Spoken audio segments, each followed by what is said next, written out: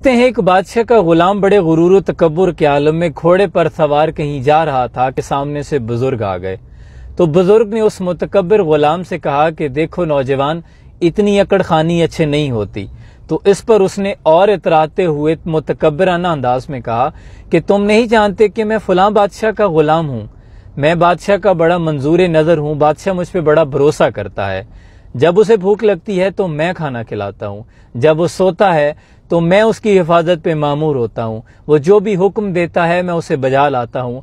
अलगरस में बादशाह का बड़ा मंजूर नजर हूँ।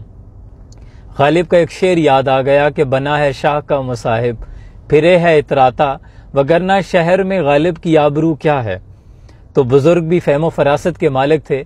बुजुर्ग ने कहा जब तुमसे गलती हो जाती है तब तुम्हारा बादशाह क्या करता है।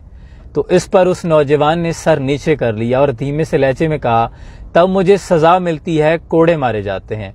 तो इस पर उस बुजुर्ग ने कहा कि फिर तो मुझे तुमसे ज्यादा इतराना चाहिए, क्योंकि मैं ऐसे बादशाह का गुलाम हूं कि जब मैं भूखा होता हूं तो वो मुझे खिलाता है, और जब मैं सो जाता हूं वो हर तरह से मेरी हिफाजत फरमाता है, और जब मैं बीमार होता हूं वो मुझे शिफा देता है, और सबसे बढ़कर जब मुझसे कोई गलती हो जाती है तो माफ़ी मांगने पर वो मुझे मुआफ़ फरमा देता है और शफकत और रहम फरमाता है।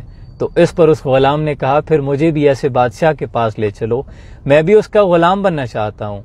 तो इस पर बुजुर्गों ने फरमाया फिर अपने रब की गुलामी इख्तियार कर लो, क्योंकि वही बादशाहों का बादशाह है। गदा को बादशाह कर दे या बादशाहों को गदा कर दे, मेरे मौला तू जब चाहे किसी को क्या से क्या कर दे। और कभी कुआं, कभी मंडी, कभी फिर कैद में यूसुफ, कभी एक मिस्र का कैदी मिस्र का बादशाह कर दे। और मेरे अल्लाह की रहमत और नवाजिश देखिए शामी कि मूसा लेने जाएं आग और पैगंबरी अता कर दे। ये मेरे मालिक की शान है और सदा बादशाही उसी बादशाह की है।